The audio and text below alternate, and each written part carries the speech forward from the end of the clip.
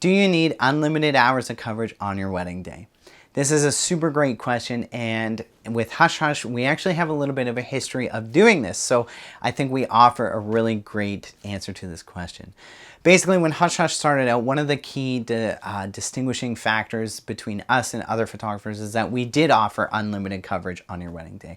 The biggest reason we did that is we wanted to make sure that we are sticking around long enough to capture everything we need, and we want to make sure that you guys are happy, that you're never going to feel like you are skimped out on, or that anything is being cut short and you're missing any photo or video of your wedding day. After 7 years or 6 or 7 years of doing that, we've slimmed it down to 10 hours of coverage, and here is why. On the vast majority of wedding days, 10 hours of coverage, sometimes 11, is absolutely all that you need.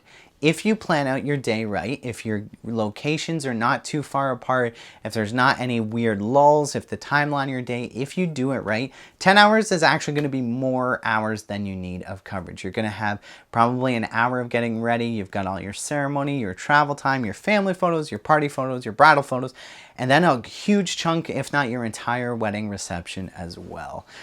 Basically, we work with you guys beforehand to make sure that the number of hours you're getting in your package is going to be enough.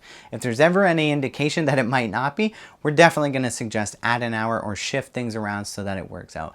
But in our experience, what happened when we were shooting with days that were longer than 10 hours, sometimes they would go up to 14 hours. And I kid you not, there was an entire hour in the middle of the day between the wedding ceremony and the reception where we sat in the limo, or where we made it to the reception hall, but cocktail hour hadn't started yet and the bride and groom didn't want to mingle. And so we were just hiding out in the bridal suite. And while that's great, it's never a bad idea to have a moment to catch your breath. If you put too much buffer time like that in your day, you kind of just end up standing around and twiddling your thumbs and waiting for the next part of the day to start. Not only is that exhausting for you guys, it's exhausting for us, and we don't think that it enhances your day in any way to have a lot of extra time like that.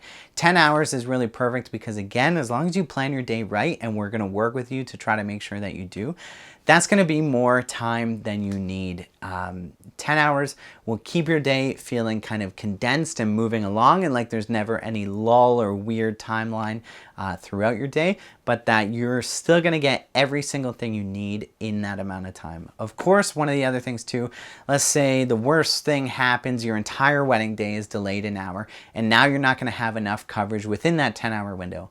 On the day of your wedding, you can always ask us to stay longer, and we will work out the money later. If it's only like 20 minutes, half an hour, for some good reason, we might not even charge you. But if it's like an hour or two and you need us there, we are absolutely going to stay there to make sure that you guys are 100% happy, if not more, before we leave on your wedding day. So there's never any surprises.